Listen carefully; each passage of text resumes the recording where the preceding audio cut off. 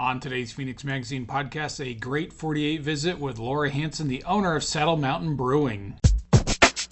Today's episode is brought to you by Garrison Brothers Bourbon. The high fashion takeover is Garrison Brothers' celebration of America's favorite cocktail, the Old Fashioned. Bars and restaurants will create innovative old-fashioned specials that feature Garrison Brothers handcrafted bourbons. And as you embark on a high-fashion journey, don't forget to share your experience on Instagram and Facebook. With every post, you become a part of something greater. Garrison Brothers will make a donation of $2 for every post to Boot Campaign to support their life-changing programs for veterans and military families. For more information, visit the website highfashion.com. That's high, H-Y-E, highfashion.com.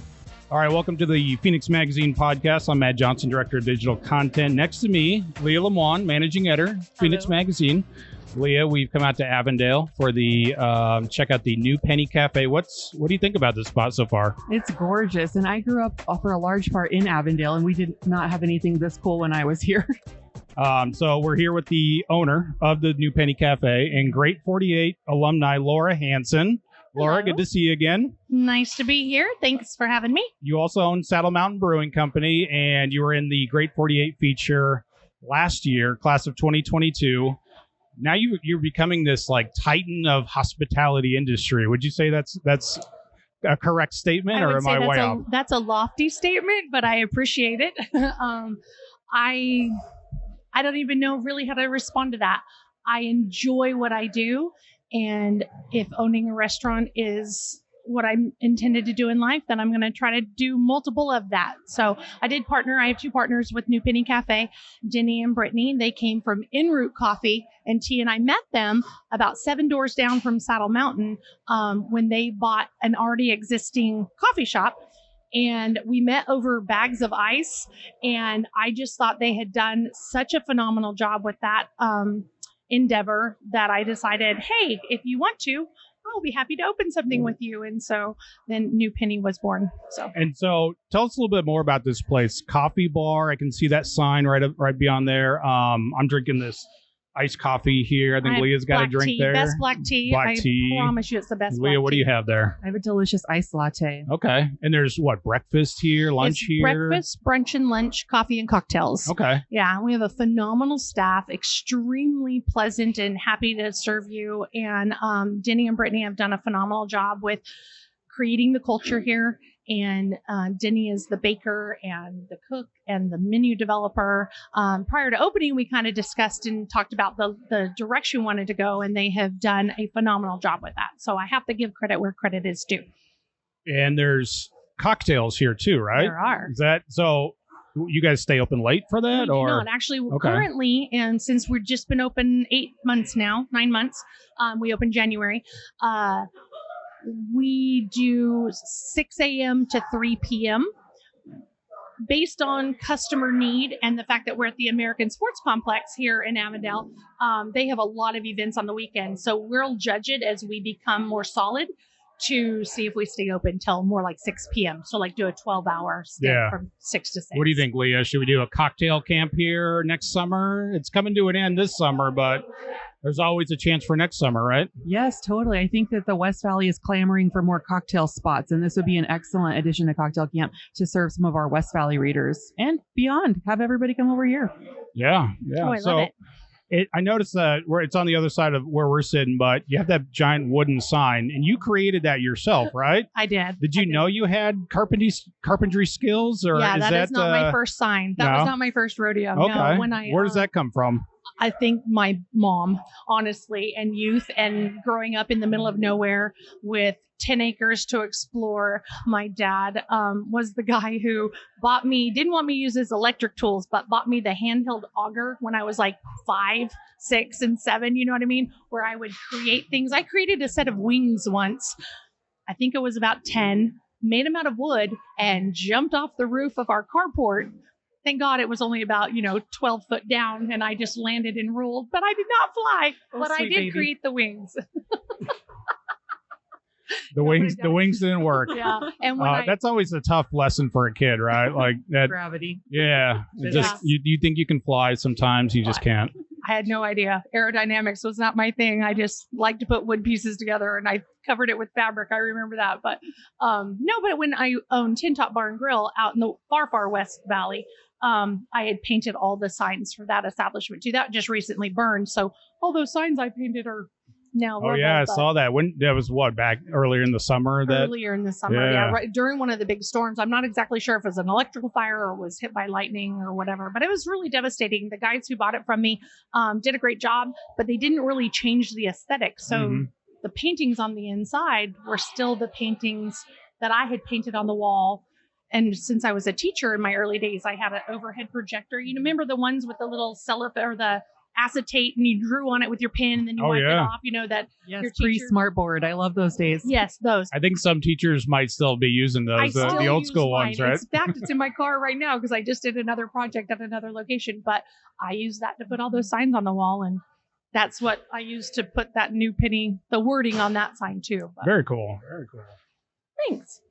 So I want to get into the Great 48 just a minute, but now with your venture here at the New Penny Cafe in Avondale, you obviously have out in Goodyear, Saddle Mountain Brewing. That's about 9 years old now. Is that right? 9 years in October. Yeah. Is there? I mean, are you expanding your empire here? Are you looking to grow as a businesswoman? My heart is definitely in the West Valley. Yes, I'm currently working on another project. It's not my project. The Equestrian Center in Buckeye has a space that they had as a bar. It was a makeshift bar, and the owners are wanting to make it a full restaurant. So little promo tag for them. That should be open hopefully late October, if not before the end of the year. But it's called the Tack Room. So I'm helping them with that project. That's been super fun. I've enjoyed that so far. I think that's some of the funnest part about opening something is the ideas and the getting to plan it and the watching it come to fruition. You know, the old saying, if you build it, he will come. But they change it today, right? We remember it wrong. If you build it, they will come. And I know it's a little bit prideful, but it makes me feel good when the thing I build, people come to. So I enjoy that part of it. I enjoy people, and I like making them happy. I think that's my love language is doing for others so they can enjoy themselves. Well, it's working. Look how busy it is here. It really filled up even in the past 5 minutes. It's like we didn't stage this.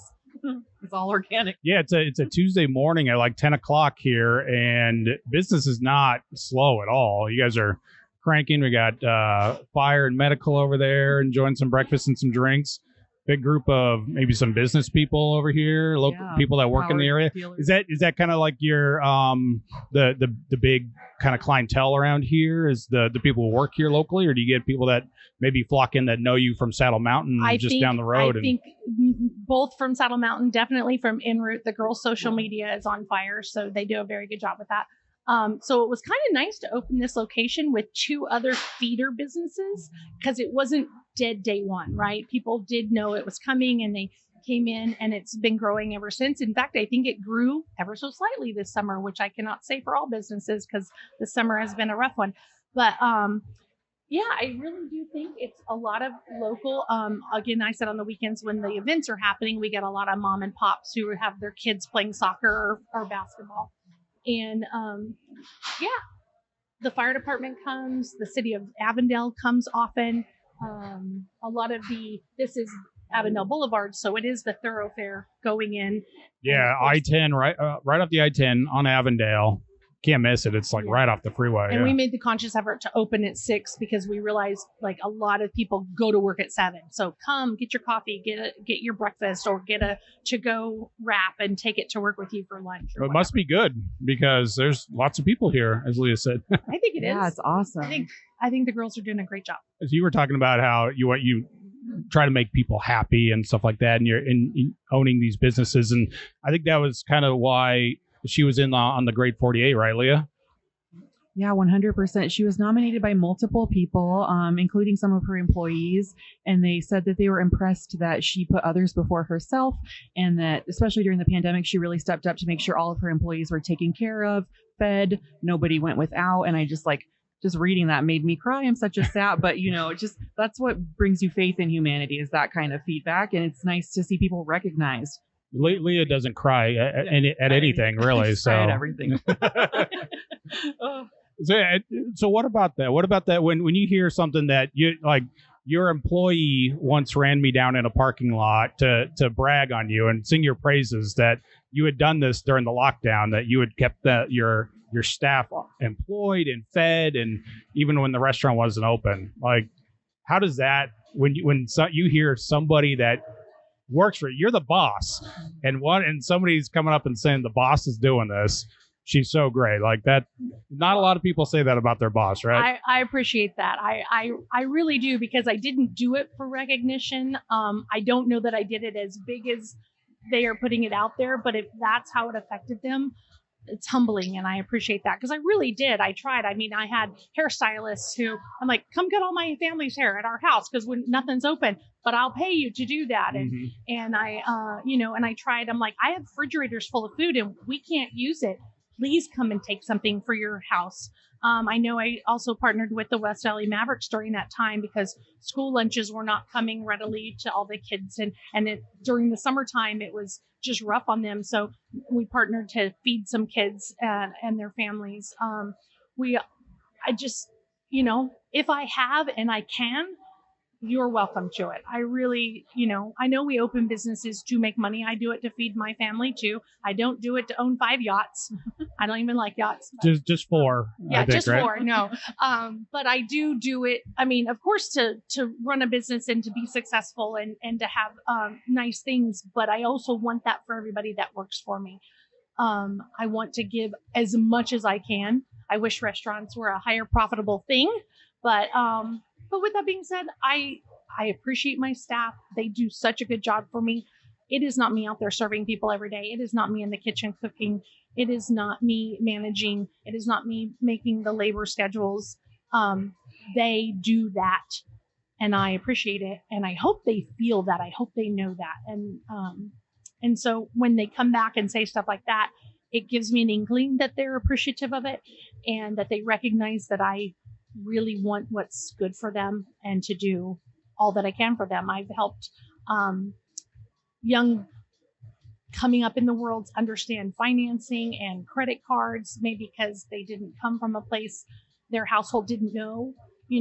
I try to encourage people to buy, not rent. I encourage, there's a place for renting, but it's not economically sound to do that. And so they come in. I'm not a lawyer. I'm not a financial advisor, but I am their friend, and hopefully they understand. And if I have some wisdom, take it or leave it, but I'm willing to give that to you. Yeah. And like restaurant industry in particular has had some challenges over the last couple of years, kind of keeping staff. Have you experienced that, or have you been kind of seen as your staff or your employees have been loyal to you because you were loyal to them? I have both. I'm not going to say that we haven't struggled, especially right out of the pandemic when everybody got jobs online or telecommuting and they didn't want to come back into the workforce.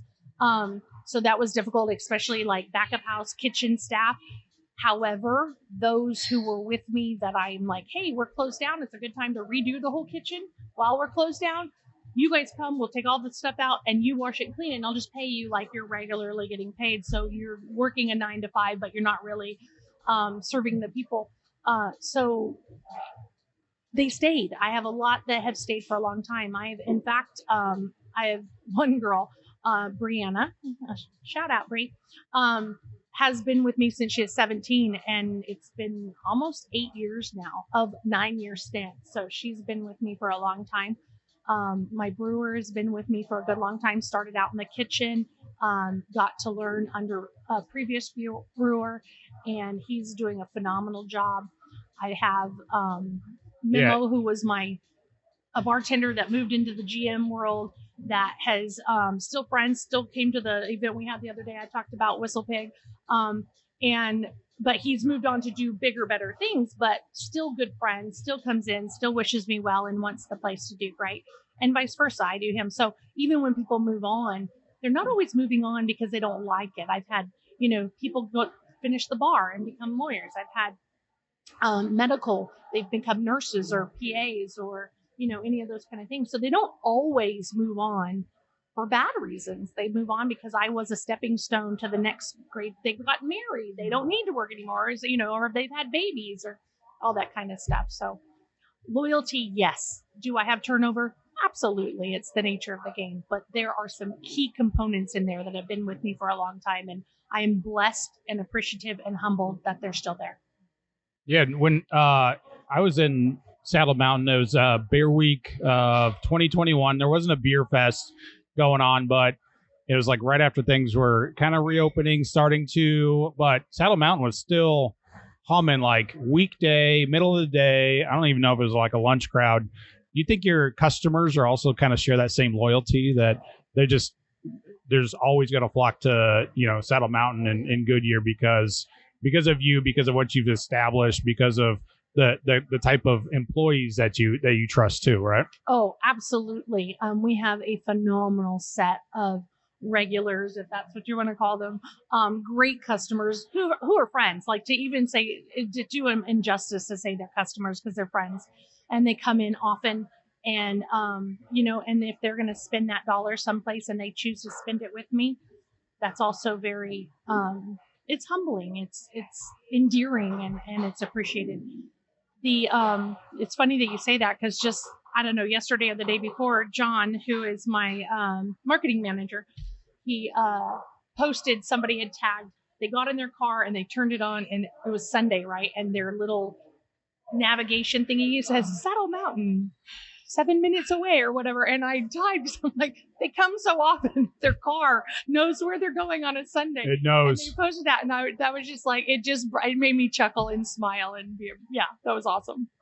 What you have some things like that, right? That pop up on your car, like other than Phoenix Magazine. Oh yeah, Peixoto coffee. Yeah. Peixoto, there you go. Yeah. It's really warming my heart that you've had such a supportive clientele in the West Valley. Because like I was saying, I grew up here, decades ago, and it seemed like every time we would get something local, people wouldn't support it and it would go under. So that was really discouraging for me as someone who wanted to see more local things that weren't just huge national chains. So do you think that there's kind of like a turning of the tides in terms of supporting local being throughout the valley and not just in like downtown Phoenix or, I definitely feel what you're saying, and absolutely. I do think locals want some more mom and pops. Not that mom and pops don't own franchises, right? They do. Yes, Their money, they're looking to make a living just like anybody else.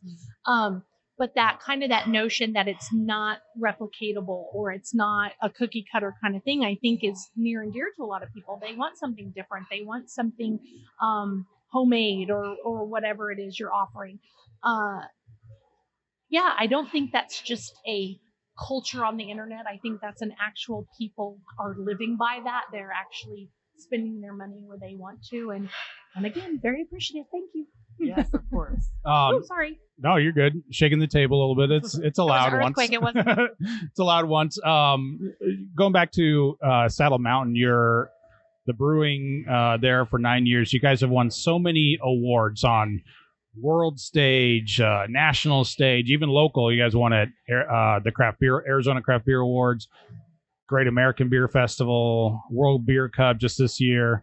So many. I mean, do you even know the number? Can you remember how many you've won? I think there's 6 GABFs, Great American Beer Festival, which is coming up in September, by the way. Yep. The 21st, 22nd, one of those days. We've had now 3 World Beer Cups. My original silver back in 2018, and then we just won silver again for Clandestine, our Scottish ale. And then Anthony did a phenomenal job on our American wheat beer 5G. Yeah. And he just took a gold, and that has never even placed or showed before, but he has been tweaking and working on that recipe. And he is a very, very good brewer. I was going to ask, is he the best in the state? Oh, of course. Of course he is. And with that, we're all still learning, right? He is learning. I am learning. He is willing to try new things, flavor profiles and understanding. But Saddle Mountain was kind of built on the traditional style of beer. We knew back in 2013, 14, when we were developing recipes, and by we, I mean my ex-husband, that craft beer was not even really heard of in the West Valley. You know, you have to go to Scottsdale or downtown Phoenix or even the East Valley, Tempe, Santan, Four Peaks, all, you know, the big ones back in the day. But with that, because I remember when we were opening and the sign went up and it said Saddle Mountain Brewing Company, and we weren't open yet. and these people were walking their dog and they walked by, oh, you guys doing coffee? Who knew one day the answer would be yes, but at the time that was not it. And I'm like, no, it's beer. Oh, and those first year to maybe 2 years, people would come in, Coors Light, Bud Light, MGD, they wanted all those things. And I'm like, I don't know. I make the beer or we make the beer and it's served here. It took a little bit. And today the lightest beer we have on tap is still the most popular. Yeah. It's very drinkable. It's shifting, and we'll get an IPA that's really popular too. But honestly, a cream ale or a Kolsch is still high. And 5G, actually, the one that just won gold, has been top seller for years. It's a, kind of like a Blue Moon style. Uh-huh. Is that winning competitions and trying to get better at classic styles of beers? Has that always been in your DNA, or has that kind of evolved over time to try to enter and win? It's been a part of Saddle Mountain since day one to create beers that are very drinkable, very true to style, and to help educate the general populace out here in the West Valley. And I'm gonna give credit where credit's due. I think my brewer has done, and the previous brewer had done, a really good job on creating really well-balanced beers. Now, that might not be your style. You may not enjoy a particular style, like you're not an IPA drinker, or you're not a stout drinker or a porter, or you don't like light beers. Maybe you only like IPAs. But with that being said, I think doing things true to style and making it consistent. Once we develop the recipe that we like, and that's what we want to put out into the world, then to do that again and again and again and again and again very consistently is a talent. It's a clean environment. It's the recipe. It's your water. It's the human doing it, who is analyzing and seeing problems and getting those problems under control before they go anywhere, and just understanding the process. And Anthony has done a phenomenal job of being educated on that, self-educating that, and practicing and really caring. In fact, I have a new assistant brewer now, Jackie, and he is doing a great job training her, because I'm like, Anthony, that's the beer I want to make even when we open, Saddle 2, where it's a production brewery, and we'll get sales out there. Because in 9 years, we've grown so dramatically. It's been very difficult to get beer outside of my four walls. We have here and there. And I was going to ask that, because I'm in the East Valley and I can never get a Saddle Mountain beer except at a beer festival. And be looking for that. Oh, right. I have a salesman now, and he's getting out there, and we're starting to get out into the world. I just need to be able to produce enough so I don't overpromise and underdeliver, or, and we've had some glitches. We started really kind of putting it out in the world, and then the pandemic hit. And you want to be sure you're in the right spots too, where it's not sitting on a shelf or a warm shelf at a bad store somewhere, right? And we have some great beer labels. Not only has John drawn some for me that works for me, but I also have a guy named Adam Turner who also has drawn some, and he's done some great stuff. And I'm on a roller derby girl series. So all of our cans are based on nose art. Prior to the ending of my marriage, my ex-husband was a pilot, and we very much appreciated Luke Air Force Base, and I still do. I still support them greatly. But the aesthetics was kind of vintage aircraft, right? Yeah. So keeping on that theme, because why change what's not broken? We do try to make all our cans look like they could be a piece of nose art on an airplane, a bomber, or, something vintage. And so, but now I'm on a roller derby girl series, so we do have nose art. It still looks like nose art, and I don't know if I'm allowed to cuss on here, but Strawberry Bitch is one of our most popular beers. And she is a piece of nose art from World War II. And my can looks nothing like her, but I still use that name to make a roller derby girl. And now our second roller derby girl is coming out on our Kolsch, which is called Sun Scorched. And the Kolsch, just FYI, actually went to the medaling round at the World Beer Cup as well. So that was exciting when we got back the notes. Very cool. That one went there well. So that one is the next one we are canning, and the art just got finished, and she's a little sunburnt Arizona girl on this roller derby team. So yeah, the Strawberry Bitch beer is fantastic. I had that. It was at Arizona Craft Beer Festival last year. You guys are coming back for year 2. Yep. It's in Glendale, same spot, Heritage Sportsman's Park, October 21st. And I remember having that, I think, for the first time there. and really, really enjoying that. And then I saw it again at the Sour Festival that Fate threw and recommended my friend group to go over there and try that. And they all loved it too. So it's one of those beers that it's fun to say, but it's even better to drink, and I always like those. So well, I appreciate that's that. really well done. Yeah. What are your daily drinkers? Like, what are you grabbing from your guys' beer repertoire?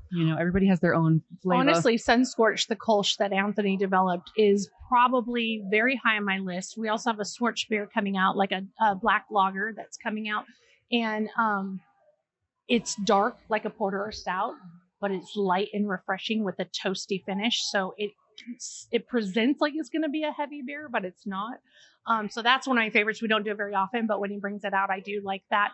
I like this side of 17. I named it. I always thought we seemed like for the lack of a better term, the redheaded children of the West Valley, right? We're just this brewery really far west. And at the time, we're the furthest west in the valley still. And so I always thought, well, no one ever comes this side of 17. No one ever wants to come this side of 17. So I said, you know what? We're going to name this hazy. That is my favorite hazy Anthony has ever done. Super low ABVs, or not ABVs, IBUs. I think it's like 6.9 ABVs, but like 18 IBUs. But the juicy, the aroma, the fruitiness, it's grapefruit centric, and it is delicious and I love it. So, but other than that, I'm kind of an old fashioned drinker. I love the names because a lot of the names you mentioned are personal to you. The story I remember you telling me about 300-foot Steve. Yeah. What is that, like a red or? It was an Imperial Red. That'll come back on the rotation. It's just not a high coveted beer. It's so specific. You have to really want something very malty, very bitter. But that was named after what, a local city councilman and the city planner at the time. And he helped change some law to get you guys to open. Was that the story? Yeah, we worked with him in 2013 and 14 to change the city of Goodyear's ordinances in order to allow more production or more microbreweries. They just had some verbiage in there that was restrictive. And Steve worked with us, and long story short, there was some other criteria we were unaware of when changing to meet more Arizona standards. So basically Goodyear and Arizona are kind of hand in hand, but in Arizona as a whole, it's 300 feet from churches and schools where you can sell alcohol. Yeah. Well, Goodyear has a 500-foot rule, but it also includes residential areas. Well, 378 feet off the corner of Saddle Mountain Brewing Company is a residential area. So I was like, Steve, we didn't know. Like, we've gone 9 months of trying to change this law, and we just didn't know this was a caveat. So I still can't open this restaurant right where I want to. And he goes, well, so he really went with his red pen and scratched out the word 500, or not even a word, it was 500, and he wrote 300 on top of all of it and sent it off to the city council, and they approved it. And so to pay homage to him changing it to a 300-foot rule, so I had 78 grace feet to not, encroach upon, we named that beer 300-foot Steve. And I just thought that was a fun name. That's good stuff. Yeah. I like that. Let's take a quick break to remind you about the High Fashion Takeover from Garrison Brothers Bourbon. It's a celebration of America's favorite cocktail, the Old Fashioned. In September, bars and restaurants will create innovative old-fashioned specials that feature Garrison Brothers handcrafted bourbon. Don't forget to share your experience on Instagram and Facebook. With every post, you become a part of something greater. Garrison Brothers will make a donation of $2 for every post to Boot Campaign to support their life-changing programs for veterans and military families. For more information, go back to the website, highfashion.com. That's H-Y-E, highfashion.com. Back to grade 48, and I asked you last night to think about this. If you could nominate anyone for this year's class, and Leah's taking nominations right now. Yeah, we're she got her pen list today. So who would it be and why? Or what kind of characteristics are you looking for in a grade 48 that defines what it is to be, and it has to be, you have to live in Maricopa County, right? So it has to be kind of valley based. Who are you looking for there? Well, that was a hard question. When you posed that to me last night, and I really had to sit and think about it, there are some initial people that pop into mind, and I talked to Leah and said, they don't live here anymore. You know what I mean? So they kind And of that's common, right, Leah? Yeah. Leaving us. Everybody's going to Portland and Denver and Florida. And where, yeah. So, what I really was thinking about is people who have affected me in my life and has helped. And again, I was an educator. I taught first grade for almost 8 years, third grade, first grade. And so there were two people that jumped out at me, and one of them, her name is Carolyn Hardison, and she was my mentor in early education years, right? I came out, full disclosure, I'm dyslexic. I have got some learning disabilities. And so with that, reading was always hard. And here I am teaching first graders, right? And I'm like, I am not great at this, but she really helped me. She was the liaison for the reading program. Not to mention her grace and her genuinely good heart and her ability to lead and her ability to state what it is she wants to say in a non-degrading or non-insulting and actually inspiring and uplifting kind of way. I just really thought she also moved on to be principals of schools. I mean, she has been a treasure trove. She's one of my mother-in-law's best friends. We taught together, but she lives out in the Arlington, Palo Verde area in the middle of nowhere. And she just celebrated her 70th birthday a few years ago, and we all came, and it's impressive the 300 or 400 people that show up in the middle of nowhere because she has touched the lives of hundreds, if not thousands of people, children that went through Ruth Fisher Elementary School. She, taught at Palo Verde for a little while. And I probably am getting her world all confused with where she was and what she did at those particular schools, but definitely within the education field. And I think she was one of the key people that taught me to stop for a minute and listen and pay attention and don't talk over people, because I have a bad habit of that. I'm learning at 52 years of age. I'm still learning to not do that. And I really do think that as a human being on the planet, you cannot have a more genuine person. And she just is kind of that person that no matter who she talks to or meets, leaves an impression, but it's always of grace and always of just, I don't even know how else to say that. She just exudes positive and understanding and all of those things that I hope to grow up to be one day. You know what I mean? Like those are the kind of things. Yeah. And she's just beautiful, and she holds herself with that sense of, all of it. Kind of it just emanates from within. Absolutely. Absolutely. And not to mention, it's fun to have a few beers with her too. And we say stupid stuff. And, high, low, darling. Yeah, exactly. That actually should, I think it's one of the requirements is how good are they to have a beer with you? Yeah. How well do they hold their alcohol? No. No. And then the other person that really came to mind, and she is also in the education world, but I met her later in life. Her name is Corby Naylor. And when I met her, they had just moved back from Italy. Her husband's F-16 pilot at Luke Air Force Base, or in the Air Force, but stationed at Luke when we met them. Funny story, my ex-husband ended up giving him his commercial license back in the day, like go back 2000, prior to the 9/11 happening even, because it was still when he was doing, but he gave Ray, he wasn't even married yet, his commercial license or some portion of that license when he was an instructor. Then Ray goes on to become an F-16 pilot, marries Corby. They have 3 beautiful children. And she has, when I met her, she was just starting to be, I want to say, the vice principal at Verado Middle School. She ends up moving to become the principal at Scott Libby. Then another principal at, I'm not sure the school, but it's near Wickenburg in the Buckeye District.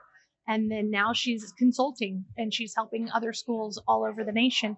So, but she's one of those people. She ended up suffering through, and I'm sorry, Corby, you don't want me to say this, but I don't think she minds. She's been on television about it. If she can get in the magazine, she'll forgive you, right? Breast cancer, and she suffered through all of that with the Cancer Treatment Centers of America. She's on one of their commercials actually for that center. So, but she's the kind of person, like, I'm sorry, if I went through all of that, I'm not that strong. I'm really not. I would crawl up in my bed and not want to talk to a soul and be sad. she got up and jogged every day and wrote blogs and very inspirational and well worded. She's a very good writer. And she just was this phenomenal person who encouraged and inspired. And she currently is in remission, God bless. And she also does this for others. So there have been other people in our community group, especially her in the military wives and in the school districts and that kind of stuff. And just friends. They have the massive amount of core friends. But she has also lifted them up and done for them and offered to do, GoFundMes and community get-togethers to help others in this thing that she was suffering through. So that's lovely. Yeah, no, she's awesome. And she's like one of those people that's like, she's crazy go-getter. Like she is a crazy go-getter. Like I wish I had a tenth of her energy. Like Leslie Knope. Did you ever watch Parks and Rec? Yeah. Like constant. Like and when there was some times when my kids were suffering through stuff in grade school, bullying and that kind of stuff. And I went to Corby and I said, what do I do? And how do I do this? And how do I address the school as a whole? Because you work at another one, but you understand. And even though I was a teacher, I was never in the administration. And as a mom, I was hot and angry and, full of rage about this situation that was happening. And she really did a good job of, kind of laying it out and how I should approach it. And I did what she suggested and it turned out very well in the end. But, so I love that you go to her for humbling advice too. And she was not ungracious in that by any means. She was lovely and wonderful to talk to.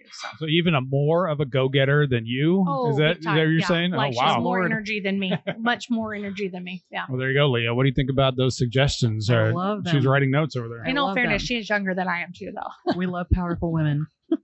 Yeah, she's great. Let's see here. How about, you know what? I was going to say, if Great 48 wasn't limited to just human beings, would you nominate your Jeep? I would. I love Sugar Hooker. How is the Jeep doing? Is it up and running? No, it blew up on the 303 about 2.5 weeks ago. Oh, 3 no. weeks ago. But that's okay. One of my dearest friends who actually works for me, he is a jack of all trade and such a nice guy. He doesn't know how to say no. I have to talk to him every once in a while. I'm like, you're allowed to say no.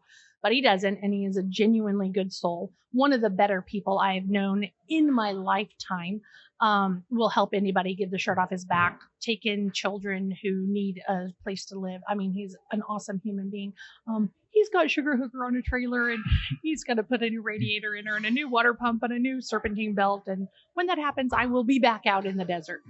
Please tell me about this name Sugar Hooker, because I love a name for an automobile. So I don't know. Matt's probably seen it. Yeah, you have an Instagram account for it. I do. I have an Instagram account for it. So Sugar Hooker, when I bought a Jeep, I loved to go four-wheeling my whole life. Unfortunately, there was a big stint of it that I stopped doing that and focused on other things. And when all of my world was changing, I'm like, I'm going to get back into the things I love. I think we forget as human beings to not give up our love for somebody else's dream. And I'm guilty of doing that. So I wanted to go four-wheeling. I want to go out in the desert and I want to, have bonfires and drink beer with my friends and all that kind of stuff. So I bought a 1999 Jeep that somebody else had made beautiful, right? Did all the things, big tires, the lift, all the different suspension on it. And so I bought this and it scared the bejesus out of me. And about a year after owning it, I decided this thing just needs to be something recognizable. I just need to put joy in it. I want to walk out into my front driveway and go, that thing makes me smile, whatever it is. So it was green. And so I'm like, what can I do? Because they can't wrap the inside of the window wells. They can't do certain things. What's green? What's green? What could I do? Well, in the time I'm trying to think of this, I have a small sugar addiction. It's not small, it's huge. And I really do ask for all my cocktails to be sweet. And if it doesn't come with a sugar rim, just go ahead and throw one on there. I just give me sugar. a sidecar of simple syrup, please. Pretty much. Pretty much. And my staff always like, I'm an old fashioned drinker and I really do love them. But I'm like, everyone knows extra sweet, extra sweet, extra sweet, 4 cherries, extra sweet, 4 cherries. Kind of deal. So they call me a sugar hooker. And I even go to Anthony, the brewer, and I'm like, can you do something, something, something? He goes, oh, you're such a sugar hooker. Like all the things I want are sweet. And so I thought that is the perfect name for this Jeep, which helped me go, well, what's sweet or sugary? And it's green. And so I determined a fun watermelon, and it's not a piece of watermelon, or it's not have pieces of watermelon. It is a watermelon that looks like it was smashed into a rock and broken, and I thoroughly love it. So I love it. There you go. I think she'd get along with Mayor in her office. Also drives a green Jeep. Yes. And goes hiking. So you like to take yours out on the desert. A lot of the hikes that we recommend on Phoenix Mag are you need a Jeep like a sugar hooker to get out on them. Yep, for sure. yep. Because I'll try to take the minivan, and it not so much. I worry about the cars sometimes on those hikes. But we'll have to send you some copies of Mayor's hike book. She's written 3. Oh, I'd love that. And so they're fabulous. Some are like just focused on the city. Some are all throughout the state. And it's just like easy hikes to very difficult hikes. So you'll love it. We'll have to get you some. I'll be honest, though. Sugar hooker is my legs. Yeah. Like, I'm going to slow crawl the desert for hours on end. Yes. I'll get out and go up a mountain and look at stuff. But yeah, Let her do the work. guy Yeah. I bought it from, his name on it was Lazy Hiker. And I said, oh, that's calling to me. Like reviving. There you That's go. right. Well, I have asked my final question, Leah. Do you have anything? I guess like what were your thoughts when you were named Great 48, and do people come talk to you about it? Like, just what was that feeling? Because it's something that we're trying to build as a brand, obviously. And what I love about it is that it's not just like 40 under 40 where it's limiting. I love that we're including all people. So we have, kids as young as 15. Right. We have a centenarian sometimes. You know what I mean? So I just love that it's all over and people from different industries. Backgrounds and industries. Absolutely. It was very, I don't know. I was pleased that I was put into it. I was a little shocked, taken aback by that. And it came at a wonderful time. I told you about that. So it did give me a little bit of a self-esteem boost that I needed desperately at that time. I think it's a really kind of appreciative thing coming from one who was nominated and then chosen for that.